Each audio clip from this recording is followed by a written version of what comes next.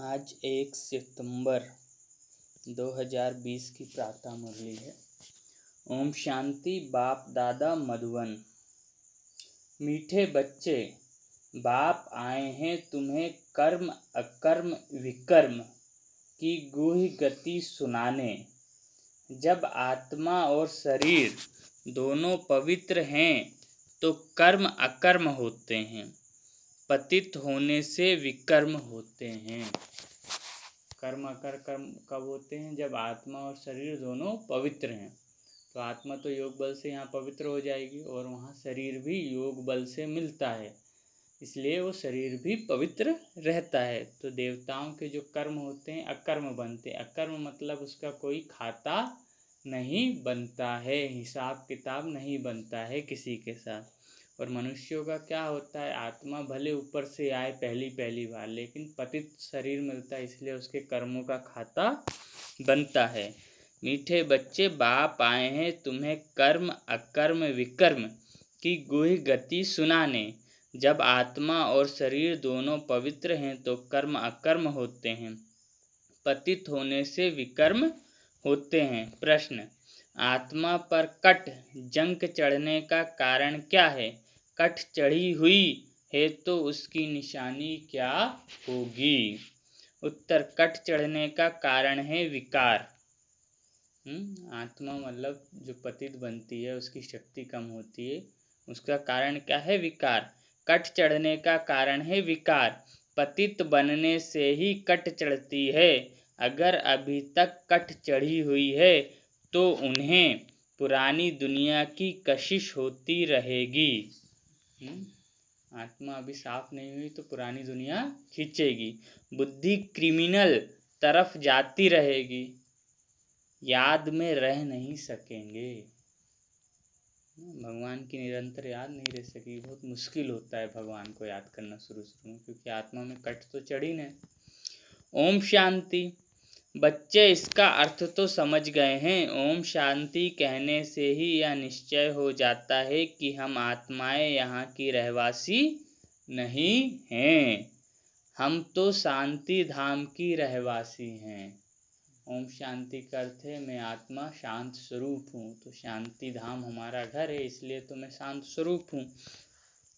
हम तो शांति धाम की रहवासी हैं, हमारा स्वधर्म शांत है। जब घर में रहते हैं फिर यहाँ आकर पाठ बजाते हैं, क्योंकि शरीर के साथ कर्म करना पड़ता है। कर्म होता है एक अच्छा दूसरा बुरा। दो प्रकार के कर्म होते हैं, एक अच्छा दूसरा बुरा। कर्म बुरा होता है रावण राज्य में। रावण राज्य में सबके कर्म विकर्म बन गए हैं। जो भी कर्म किए हमने उससे हमारा खाता बन गया लेन देन का।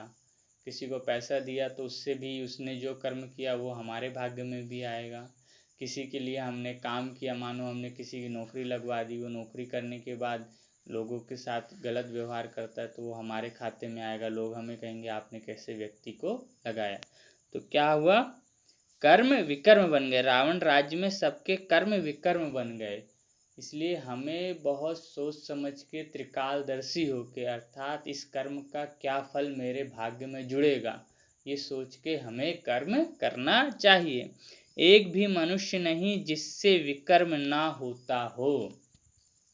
मनुष्य तो समझते हैं साधु सन्यासी आदि से विकर्म नहीं हो सकता, क्योंकि वह पवित्र रहते हैं, सन्यास किया हुआ है। वास्तव में पवित्र किसको कहा जाता है यह बिल्कुल नहीं जानते। हम अभी तक यही समझते थे, या दुनिया वाले यही समझते हैं कि जो ब्रह्मचर्य में रहता है वो पवित्र है, लेकिन भगवान ने कहा पवित्रता इससे भी ऊंची बात है। ब्रह्मचर्य अर्थात पवित्रता की पहली सीढ़ी, और उसके बाद की सीढ़ियां हैं मन वचन कर्म। संकल्प संबंध में भी किसी को दुख नहीं देना। जो इस सब चीज़ों को मानता है वही पवित्र है। इसलिए बाबा ने कहा, एक हम सोचते हैं सन्यासी पवित्र हैं, लेकिन सन्यासी भी तो क्रोध करते हैं, तो अर्थात पवित्र नहीं है। हाँ, वो ब्रह्मचारी हैं, हम ये कह सकते हैं। वो काम विकार में नहीं चाहते, ब्रह्मचर्य है उनके अंदर, लेकिन पवित्र नहीं कह सकते। अगर क्रोध है, लोभ है, मोह है तो हम उसको पवित्र नहीं कह सकते। वास्तव में पवित्र किसको कहा जाता है यह बिल्कुल नहीं जानते। कहते भी हैं हम पतित हैं, पतित पावन को बुलाते हैं। जब तक वह ना आए तब तक दुनिया पावन बन नहीं सकती। यहाँ यह पतित पुरानी दुनिया है, इसलिए पावन दुनिया को याद करते हैं। पावन दुनिया में जब जाएंगे तो पतित दुनिया को याद नहीं करेंगे। वह दुनिया ही अलग है। हर एक चीज नई फिर पुरानी होती है ना। नई दुनिया है, नई दुनिया में एक भी पतित हो न सके। नई दुनिया का रचयिता है परमपिता परमात्मा, वही पतित पावन है। उनकी रचना भी जरूर पावन होना चाहिए। पतित पावन की रचना पतित पावन है ना। ऐसे ही जो बहुत अच्छा कलाकार होगा, पेंटर होगा, बहुत सुंदर पेंटिंग बनाएगा। जो अच्छा नहीं होगा वो अच्छी नहीं बनाएगा। तो भगवान तो बहुत सुंदर सुंदर पेंटर है, इसलिए वो इतनी सुंदर सुंदर बनाता है कि आज भी देवी देवताओं की चित्र और मूर्तियां देख के लोग आकर्षित हो जाते हैं। तो चैतन्य में वो जब रहे होंगे तो कितना आकर्षित होते होंगे। नई दुनिया का रचयिता है परमपिता परमात्मा, वही पतित पावन है। उनकी रचना भी जरूर पावन होनी चाहिए। पतित सो पावन, पावन सो पतित, यह बातें दुनिया में किसकी बुद्धि में बैठ ना सके। पतित से हम पावन बनेंगे, फिर पावन से हम ही पतित बनते हैं। कल्प कल्प बाप ही आकर समझाते हैं। तुम बच्चों में भी कई निश्चय बुद्धि होकर फिर संशय बुद्धि हो जाते हैं। पहले निश्चय होगा हाँ भगवान है, ये है, वो है, सब है। फिर चलते चलते परिस्थिति आएगी, दुख आएगा, ठीक नहीं कर पाएंगे योग बल से, तो फिर कहेंगे नहीं भगवान नहीं है, ये तो ऐसा ही है। इसलिए भगवान कहता है श्रीमत पर चलो, क्योंकि परिस्थितियां तो आएंगी ही। श्रीमत पे चलोगे तो परिस्थितियों से पार होगे, तो बाबा में निश्चय बना रहेगा। और कहोगे बाबा बैठा है, श्रीमत पे नहीं चलोगे तो परिस्थितियां पार कभी नहीं होंगी। दुनिया में किसकी बुद्धि में बैठ ना सके। कल्प कल्प बाप ही आकर समझाते हैं। तुम बच्चों में भी कई निश्चय बुद्धि होकर फिर संशय बुद्धि हो जाते हैं। माया एकदम हप कर लेती है। तुम महारथी हो ना, महारथियों को ही भाषण पर बुलाते हैं। महाराजाओं को भी समझाना है। तुम ही पहले पावन पूज्य थे, अभी तो यह है ही पतित दुनिया। पावन दुनिया में भारतवासी ही थे। तुम भारतवासी आदि सनातन देवी देवता धर्म के डबल सिरताज संपूर्ण निर्विकारी थे। तुम भारतवासी आदि सनातन देवी देवता धर्म के डबल सिरताज संपूर्ण निर्विकारी थे। डबल सिरताज मतलब एक लाइट का ताज और एक मुकुट का ताज, और वो सिर पर रहता है, इसलिए सिरताज। महारथियों को तो ऐसे समझाना होगा ना, इस नशे से समझाना होता है। भगवानुवाच काम चिता पर बैठ सावरे बन जाते हैं। भगवान ने कहा है काम चिता पर बैठ फिर सावरे बन जाते हैं। आत्मा ही सावरी और गोरी होती है, इसलिए श्याम सुंदर गाया जाता है। भगवान वाच काम चिता पर बैठ सावरे बन जाते हैं, फिर ज्ञान चिता पर बैठने से गोरे बनेंगे। ज्ञान जो भगवान दे रहा है, योग बल से गोरे बन जाएंगे, मतलब आत्मा पवित्र हो जाएगी। अब जो भी समझाते हैं वह तो काम चिता पर बैठ ना सके। भगवान कह रहे जो भी दूसरे को ज्ञान दे वो काम चिता पे बैठ ना सके। परंतु ऐसे भी हैं जो औरों को समझाते समझाते काम चिता पर बैठ जाते हैं, मतलब तोता बन जाते हैं। दूसरों को बोलेंगे ये नहीं करो ये नहीं करो, और खुद वही करते हैं। आजकल यह समझाते कल विकार में गिर पड़ते। माया बड़ी जबरदस्त है, बात मत पूछो। औरों को समझाने वाले खुद काम चिता पर बैठ जाते हैं, फिर पछताते हैं यह क्या हुआ। बॉक्सिंग है ना, स्त्री को देखा और कशिश आई, काला मुंह कर लिया। बाबा कैसे बोलते हैं, स्त्री को देखा और कशिश आई, काला मुंह कर दिया। माया बड़ी दुस्तर है, प्रतिज्ञा कर और फिर गिराते हैं। प्रतिज्ञा कर और फिर गिरते हैं तो कितना 100 गुना दंड पड़ जाता है। 100 गुना दंड इसलिए पड़ता है क्योंकि भगवान एक का 100 गुना देता भी है, तो एक का 100 गुना दंड भी पड़ेगा एक विकर्म का। वह तो जैसे शूद्र समान पतित हो गया, गाया भी हुआ है, अमृत पीकर फिर बाहर में जाए दूसरों को सताते थे, गंध करते थे। ताली दो हाथ से बजती है, एक से तो बज ना सके। दोनों खराब हो जाते हैं, फिर कोई तो समाचार देते हैं, कोई फिर लज्जा के मारे समाचार ही नहीं देते। समाचार बाबा को रोज सुनाना है, कितना भी बड़ा विक्रम क्यों ना हो, क्योंकि वही हमारी सदगति करेगा। समझते हैं कहाँ ब्राह्मण कुल के नाम बदनाम ना हो जाए।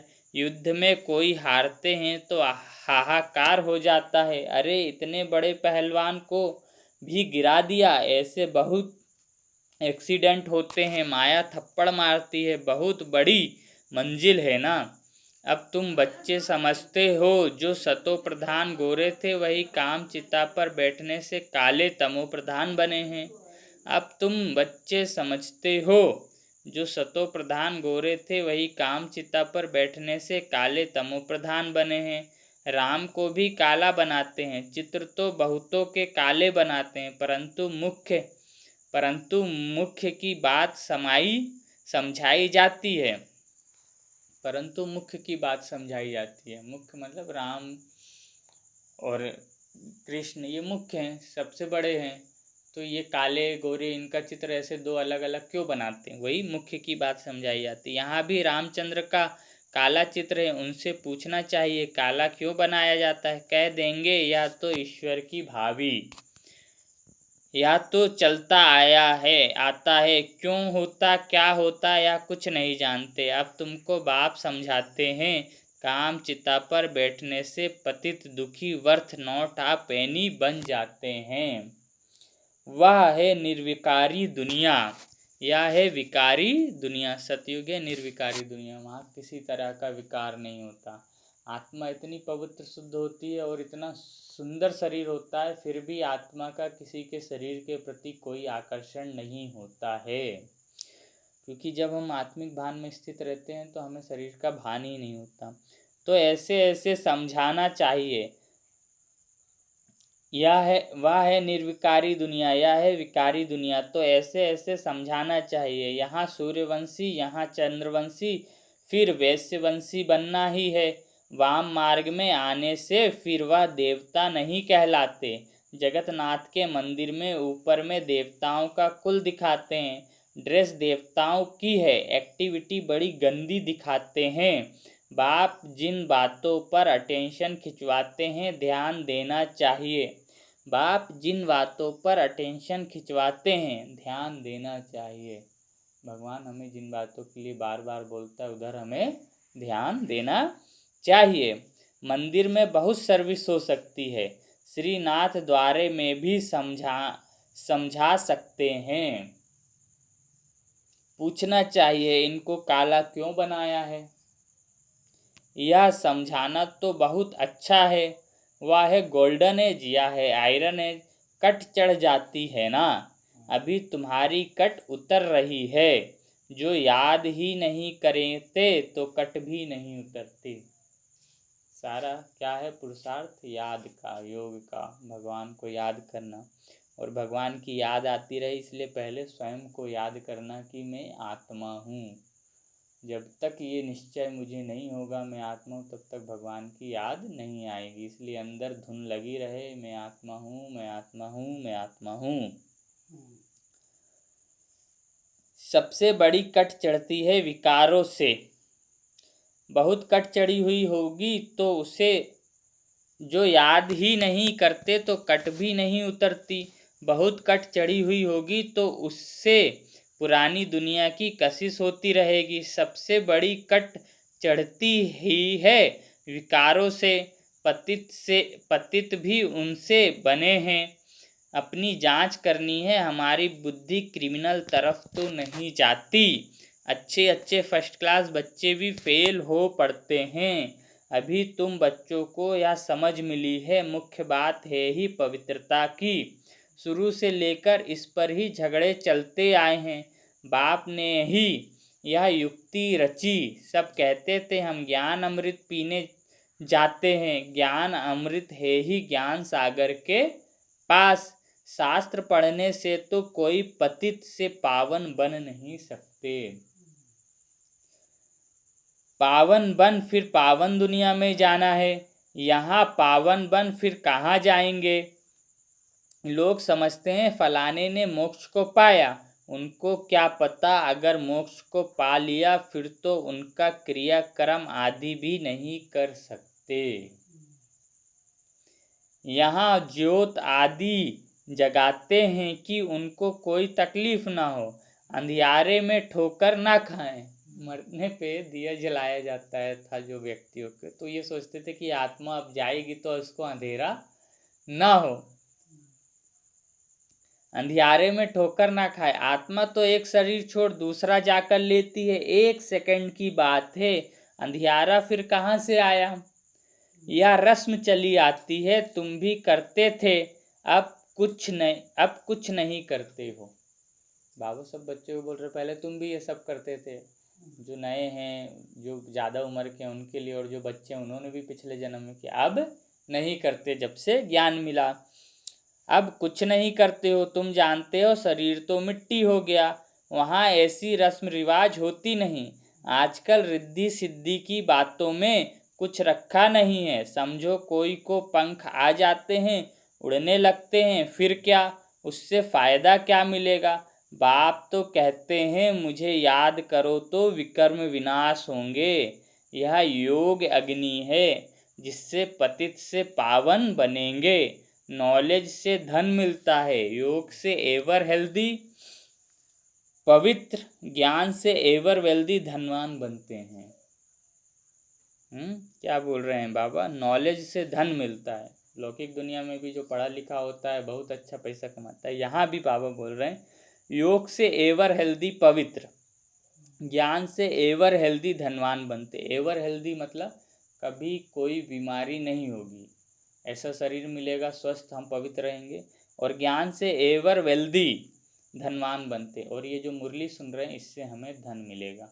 धन तो जरूर ही मिलेगा, लेकिन हमें अब वहाँ दास दासी बनना है या राजा, क्योंकि वहाँ सोने की ईंटों के महल होंगे। तो भगवान ने इतना दे दिया कि कुछ कह नहीं सकते। और सिर्फ इस पढ़ाई का दे रहा है, वो ये भी नहीं कहता अपना पैसा लगाओ, अगर आपको निश्चय नहीं है तो नहीं लगाओ, लेकिन भगवान 1 का 100 गुना 1000 गुना देता ही है, उसके भंडारे में कमी नहीं है। लेकिन जब निश्चय लगा धन डालो तो ये नहीं सोचो मैंने किया, क्योंकि हम करने वाले नहीं है, जो दिया उसी ने दिया, हमने जो दिया उसको दिया, फिर मेरा कहाँ से आ गया, है ना। तो मैंने नहीं किया। जब भी भगवान के भंडारे में धन डालो कभी भी कहो धन्यवाद भगवान, आपने मुझे इस सेवा का अवसर दिया और हमेशा देते रहिए, मैंने किया, ये अहंकार नहीं आना चाहिए।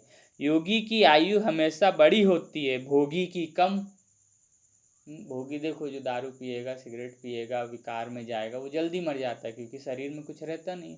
और जो योगी तपस्वी होते हैं वो 80 साल 90 साल 200 साल 150 साल ऐसे जीते हैं, क्योंकि योगी की आयु हमेशा बड़ी होती है। क्योंकि जब हम योग करते हैं तो हम इस 5 तत्व को पवित्रता का ज्ञान देते हैं, और इसी 5 तत्व से ये पूरा धरती बना है, पृथ्वी आकाश जो है ब्रह्मांड, उसी से ये शरीर, तो उससे हमें बल मिलता है, वो इस शरीर को चलाने में सहयोग देती है, इसलिए योगी की आयु लंबी होती है। और जब हम इसमें जहर डालते हैं तो हम प्रकृति के 5 तत्वों को कष्ट देते हैं, इसलिए भोगी की आयु कम हो जाती है। कृष्ण को योगेश्वर कहते हैं। ईश्वर की याद से कृष्ण बना है, उनको स्वर्ग में योगेश्वर नहीं कहेंगे। योगेश्वर है कृष्ण, क्योंकि उन्होंने भगवान की निरंतर याद करके कृष्ण पद पाया ब्रह्मा बाबा ने। ईश्वर की याद से कृष्ण बना है, उनको स्वर्ग में योगेश्वर नहीं कहेंगे, वह तो प्रिंस है। पास्ट जन्म में ऐसा कर्म किया है जिससे यह बना है। कर्म अकर्म विकर्म की गति भी बाप ने समझाई है। अल्पकाल है राम राज्य, आधा कल्प है राम राज्य, आधा कल्प है रावण राज्य। विकारों में जाना यह है सबसे बड़ा पाप। सब भाई बहन है ना, आत्माएं सब भाई भाई हैं। भगवान की संतान होकर फिर क्रिमिनल असोल्ट कैसे करते हैं। हम बी के विकार में जा नहीं सकते। इस युक्ति से ही पवित्र बन सकते हैं। तुम जानते हो अभी रावण राज्य खत्म होता है, फिर हर एक आत्मा पवित्र बन जाती है। उसको कहा जाता है घर घर में सोझरा, मतलब घर घर में रोशनी आ जाएगी। तुम्हारी ज्योति जगी हुई है, ज्ञान का तीसरा नेत्र मिला है। सतयुग में सब पवित्र ही रहते हैं। यहाँ भी तुम अभी समझते हो। दूसरों को समझाने की बच्चों में नंबरवार ताकत रहती है, नंबरवार याद में रहते हैं। राजधानी कैसे स्थापन होती है, कोई की बुद्धि में यह नहीं होगा। तुम सेना हो ना, जानते हो याद के बल से पवित्र बन हम राजा रानी बन रहे हैं। फिर दूसरे जन्म में गोल्डन स्पून इन माउथ होगा, मतलब मुख में सोने का चम्मच होगा। अब क्यों ऐसा कह रहे हैं? क्योंकि जब वहाँ किसी बच्चे को कुछ खिलाया पिलाया जाएगा तो वहाँ सोना ही सोना होगा, इसलिए golden spoon in a mouth. बोलते ना सोने की चमची लेके पैदा हुआ, तो वो यही है। अब वहाँ चांदी होगी ही नहीं तो किसी को पता ही नहीं होगा कि चांदी क्या है। तो यहाँ तो हर तरह के धातु है, तो गरीब आदमी अपने हिसाब से खिलाता है, अमीर अपने हिसाब से, लेकिन वहाँ तो सबके मुंह में। फिर दूसरे जन्म में golden spoon in a mouth, सोने का चम्मच सबके मुख में होगा। बड़ा इम्तहान पास करने वाले मर्तबा भी बड़ा पाते हैं। फर्क पड़ता है ना, जितनी पढ़ाई उतना सुख, या तो भगवान पढ़ाते हैं या नशा चढ़ा हुआ रहना चाहिए। चोब चीनी ताकत का माल मिलता है। भगवान बिगर ऐसा भगवान भगवती कौन बनाएंगे? भगवान के अलावा ऐसा कौन बना सकता है कि जिनकी पूजा हो? भगवान ही ने ऐसा बनाया है देवी देवताओं की कि उनकी पूजा होती, इसलिए उनको भगवान भगवती कहते हैं। तुम अभी पतित से पावन बन रहे हो, फिर जन्म जन्मांतर के लिए सुखी बन जाएंगे, ऊंच पद पाएंगे। पढ़ते पढ़ते फिर गंदे बन जाते हैं। देह अभिमान में आने से फिर ज्ञान का तीसरा नेत्र बंद हो जाता है। माया बड़ी जबरदस्त है। बाप खुद कहते हैं बड़ी मेहनत है। मैं कितनी मेहनत करता हूँ ब्रह्मा के तन में आकर। भगवान भी तो मेहनत करते हैं हमारे पीछे, पढ़ा रहे हैं, और बच्चे पवित्र नहीं बनते, विकर्मों में जाते हैं, तो भगवान को भी तो मेहनत लगती है मेरे बच्चे पवित्र बन जाएं, स्वर्ग में चलें। और ब्रह्मा के तन में भी आना पड़ता है उन्हें, अपना घर छोड़ के, अपना परम धाम छोड़ के। मैं कितनी मेहनत करता हूँ ब्रह्मा के तन में आकर, लेकिन समझकर फिर भी कह देते ऐसे थोड़े ही हो सकता है शिव बाबा आकर पढ़ाते हैं। हम नहीं मानते, मतलब उनको 7 दिन का कोर्स कराया जाता है, आत्मा क्या है, परमात्मा क्या है, कैसे आके आत्मा काम करती, कैसे भगवान पढ़ाते, समझते हैं, फिर भी बोल देते हम नहीं मानते। यह चालाकी है। क्यों? क्योंकि भगवान की श्रीमत पर नहीं चलना। इतनी कड़ी श्रीमत, पवित्रता सबसे बड़ी कड़ी श्रीमत, गृहस्थी में रहो और पवित्र रहो, और भी बड़ी कड़ी श्रीमत। तो यह चालाकी, हम नहीं मानते। ऐसे यह चालाकी है, ऐसे भी बोल देते हैं राजाई तो स्थापन हो ही जाएगी। कहते हैं ना सच की बेड़ी हिलती है परंतु डूबती नहीं।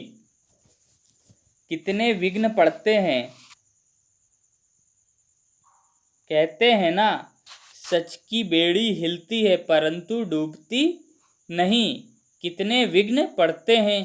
अच्छा, मीठे मीठे सिकी लधे नूरे रत्न।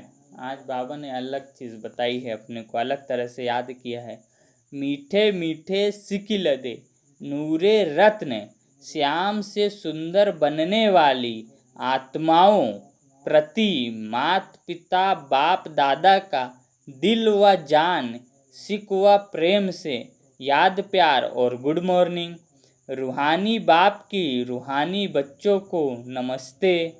सोचो भगवान ने हमें क्या क्या याद प्यार दिया, कितने प्यार से। श्याम से सुंदर हम बनेंगे, बाबू बोल रहे हैं। नूरे रत्न हो, आँखों के रत्न, नूर आँखों में होता है ना, भगवान के हम आँखों के नूर हैं। दिल व जान, दिल और अपनी जान से, सिक व प्रेम से याद प्यार दिया और गुड मॉर्निंग बोला।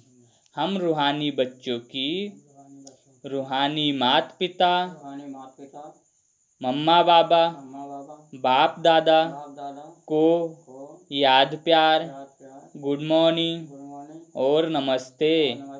शुक्रिया बाबा, शुक्रिया आपका पद्मा पदम, शुक्रिया। ओम शांति। चलो बाबा को याद करें।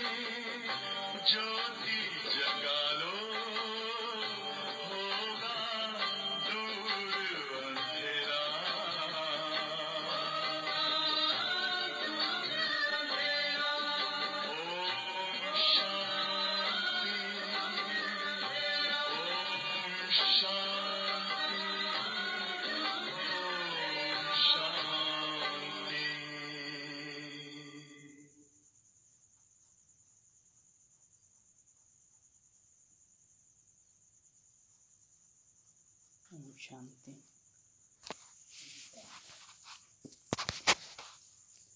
धारणा के लिए मुख्य सार है। पहला, योग की अग्नि से विकारों की कट जंक को उतारना है। अपनी जांच करनी है कि हमारी बुद्धि क्रिमिनल तरफ तो नहीं जाती है।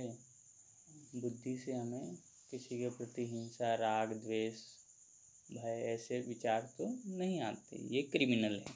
दूसरा, निश्चय बुद्धि बनने के बाद फिर कभी किसी भी बात में संशय नहीं उठाना।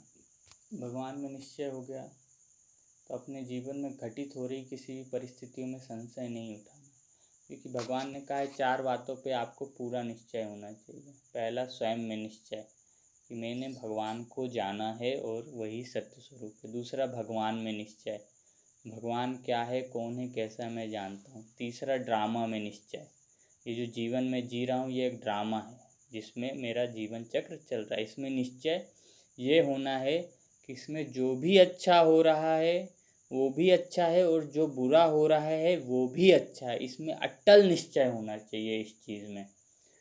और चौथा निश्चय, ये जो ब्राह्मण परिवार है हमारा, जिसमें ये बहनें हैं और ये सेंटर्स हैं, ये सब हमारे परिवार के लोग हैं, क्योंकि भगवान के बनने के बाद हमें ये परिवार मिला है।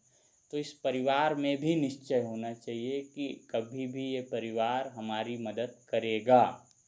जब हमें ज़रूरत होगी बाबा इनसे मदद कराएगा, ये हमारी मदद करेगा और हमें इस परिवार की हमेशा देखभाल करनी है और इसकी मदद करनी है। इन 4 चीज़ों में अगर हमें अटल निश्चय है तो हमारे जीवन में कैसे भी विघ्न नहीं आएंगे।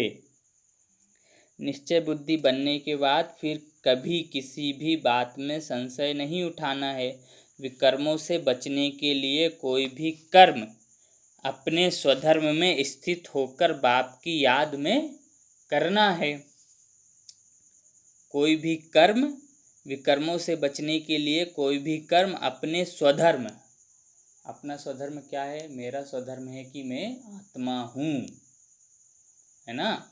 आत्मिक भान में जब स्थित रहेंगे, विकर्मों से बचने के लिए कोई भी कर्म अपने स्वधर्म में स्थित होकर बाप की याद में करना है। मैं आत्मा इस शरीर से काम कर रहा हूँ और बाबा की याद में रह के कर रहा हूँ। वरदान है, सर्व प्राप्तियों के अनुभव द्वारा पावरफुल बनने वाले सदा सफलता मूर्त भव।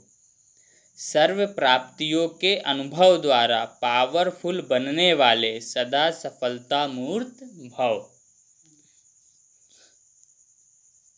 विस्तार, जो सर्व प्राप्तियों के अनुभवी मूर्त हैं वही पावरफुल हैं।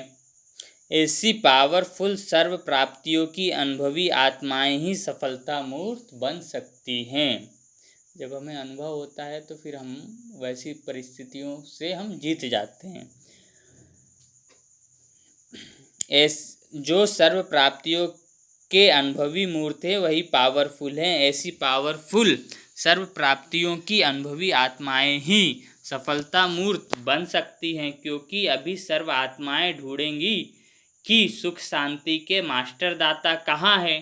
तो जब आपके पास सर्व शक्तियों का स्टॉक होगा तो सबको संतुष्ट कर सकेंगे। जैसे आजकल एक ही स्टोर में सब चीज़ें मिल जाती हैं, ऐसे आपको भी बनना है। हमें से उसको सभी शक्तियाँ और सभी गुण प्राप्त हों।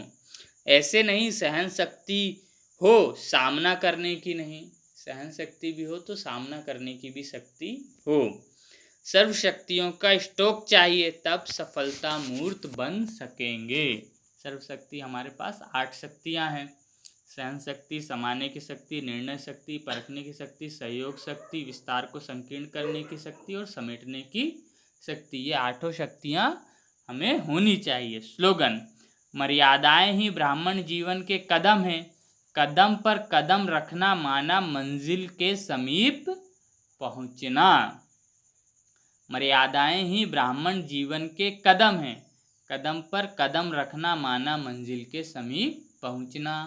अच्छा, ओम शांति। अब आज मातेश्वरी जी के भी हैं, जो मम्मा थी, यज्ञ माता, जिनके नाम पे यज्ञ है, यज्ञ जो पहली यज्ञ की मुखिया थी। ब्रह्मा बाबा ने अपनी संपत्ति एक ट्रस्ट बनाया था 5 बहनों के नाम से, जिसका मुखिया मम्मा को बनाया था। वो कुमारी कन्या थी और बाद में उन्हीं का नाम शिव बाबा ने मम्मा रखा। मम्मा सब उसको बुलाने लगे, बाबा मम्मा बोलते थे, मम्मा रखा, वही जगदम्बा सरस्वती यज्ञ माता हुई। असली नाम उनका राधे था और वो ओम धनी जब यज्ञ में आई तो बहुत करती थी तो लोगों को ध्यान में चले जाते, तो फिर उनका नाम यज्ञ में सब ओम राधे बोलने लगे। फिर बहुत से लोगों को उनसे ममत्व की अनुभूति होती थी तो मम्मा बोलते थे प्यार से, तो फिर उनका यज्ञ में नाम सब माता बोलने लगे, मम्मा बोलने लगे, तो यज्ञ माता हो गई। वही लक्ष्मी बनेंगी पहली और वही ज्ञान की देवी सरस्वती हैं। आज भक्ति में देखो सरस्वती ही मात्र एक ऐसी देवी है जो सफ़ेद साड़ी पहनती है।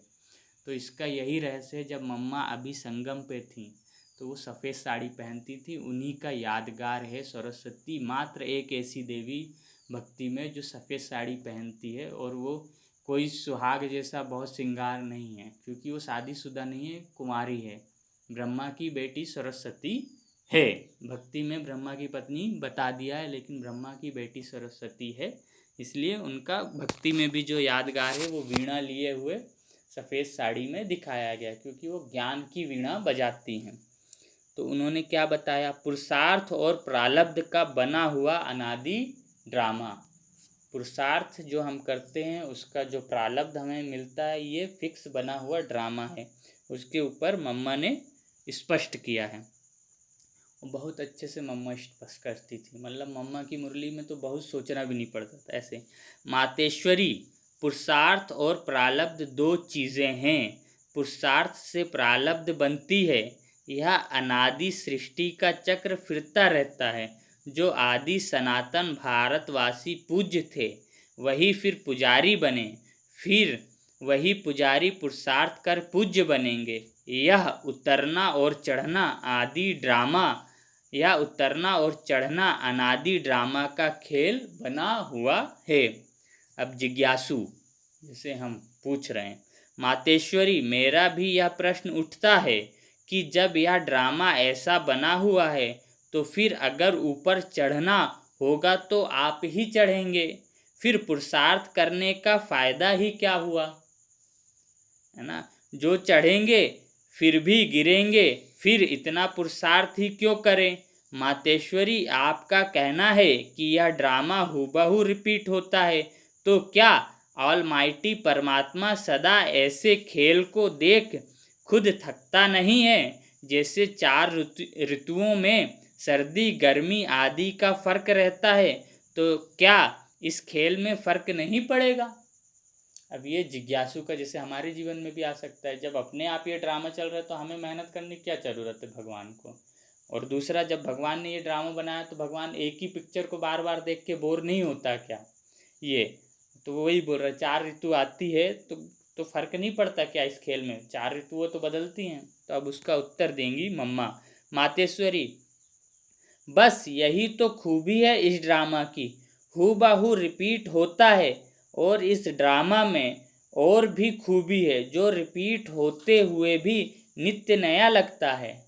सेम का सेम हो रहा है लेकिन नया है, क्योंकि हमें नहीं पता कि हमने पिछले कल्प में क्या किया। पहले तो अपने को भी यह शिक्षा नहीं थी, लेकिन जब नॉलेज मिलती है तो जो भी सेकंड बाय सेकंड चलता है भल हूबहू कल्प पहले वाला चलता है, परंतु जब उनको साक्षी समझ देखते हैं तो नित्य नया समझते हैं। अभी सुख दुख दोनों की पहचान मिल गई, इसलिए ऐसे नहीं समझना अगर फेल होना ही है तो फिर पढ़े ही क्यों नहीं। फिर तो ऐसे भी समझो, अगर खाना मिलना होगा तो आप ही मिलेगा, फिर इतनी मेहनत कर कमाते ही क्यों हैं। देखो बोल दिया ना मम्मा ने, कितने अच्छे से समझाया। लोग कहें अपने आप ही चढ़ना है तो चढ़ेंगे, तो भाई अपने आप ही खाना मिलेगा। खाने के लिए मेहनत करते हो तो चढ़ने के लिए क्यों नहीं, है ना। वैसे हम भी देख रहे हैं अब चढ़ती कला का समय आया है, वही देवता घराना स्थापन हो रहा है, तो क्यों ना अभी ही वो सुख ले लेवे। देवता बनेंगे तो वो सुख है, क्यों ना अभी ले लें, साक्षी हो जाएं, ड्रामा को समझ जाएं, जैसा कर्म करेंगे वैसा फल मिलेगा। तो अच्छा कर्म करो तो सुख अभी मिल जाएगा। जैसे देखो, अब कोई जज बनना चाहता है तो जब पुरुषार्थ करेगा तब उस डिग्री को हासिल करेगा करेगा ना। अगर उसमें फेल हो गया तो मेहनत ही बर्बाद हो जाती है। परंतु इस अविनाशी ज्ञान में फिर ऐसा नहीं होता। जरा भी अविनाशी ज्ञान का विनाश नहीं होता इस पढ़ाई में। लेकिन ऐसा नहीं होता। वहाँ तो जज फेल हो गया तो जज नहीं बन पाएगा, वो पढ़ाई भी गई, किसी काम की नहीं। लेकिन यहाँ ऐसा नहीं होता। करके इतना पुरुषार्थ ना कर सका देवी रॉयल घराने में ना भी आवे, परंतु अगर कम पुरुषार्थ किया तो भी उस सतयुगी देवी प्रजा में आ सकते हैं। पढ़ाई तो हो रही है, राजा बनो, रॉयल घराने में आओ। क्यों बनो? क्योंकि वहाँ राजा एक बार जो कपड़ा पहन लेगा वो दोबारा कभी नहीं पहनेगा, और एक पहर में जो पहन लेगा, अर्थात उसने सुबह जो कपड़ा पहना, फिर दोपहर में जो पहना, और फिर रात में जो पहना, वो पहन लिया, उसको उतार दिया, फिर वो कहाँ गया नहीं मालूम, वो कभी नहीं पहनेगा। इतना धन होगा। इसलिए मम्मा बोल रही देवी रॉयल घराने में आओ, नहीं तो प्रजा में आ जाओगे, सतयुगी दुनिया में आओगे, सुखी रहोगे। लेकिन जो राजा को सुख है वो नहीं। परंतु पुरुषार्थ करना आवश्यक है, क्योंकि पुरुषार्थ से ही प्रारब्ध बनेगी। बलिहारी पुरुषार्थ की ही गाई हुई है। भक्ति में भी कहते हैं जैसा कर्म करोगे वैसा फल मिले। तो बलिहारी पुरुषार्थ की ही गाई हुई है। दूसरा है, यह ईश्वरी नॉलेज सर्व मनुष्य आत्माओं के लिए है। पहले पहले तो अपने को एक मुख्य पॉइंट ख्याल में अवश्य रखनी है। जब इस मनुष्य सृष्टि झाड़ का बीज रूप परमात्मा है, तो उस परमात्मा द्वारा जो नॉलेज प्राप्त हो रही है वो सब मनुष्यों के लिए जरूरी है। सभी धर्म वालों का यह नॉलेज लेने का अधिकार है। भल हर एक धर्म की नॉलेज अपनी अपनी है, हर एक का शास्त्र अपना अपना है, हर एक की मत अपनी अपनी है, हर एक का संस्कार अपना अपना है, लेकिन यह नॉलेज सबके लिए है। भल वो इस ज्ञान को नहीं भी उठा सकें, हमारे घराने में भी ना आवे, परंतु सबका पिता होने कारण उनसे योग लगाने से फिर भी पवित्र अवश्य बनेंगे। इस पवित्रता के कारण अपने ही सेक्शन में पद अवश्य पाएंगे, क्योंकि योग को तो सभी मनुष्य मानते हैं। बहुत मनुष्य ऐसे कहते हैं हमें भी मुक्ति चाहिए, मगर सजाओं से छूट मुक्त होने की शक्ति भी इस योग द्वारा मिल सकती है। अच्छा, ओम शांति।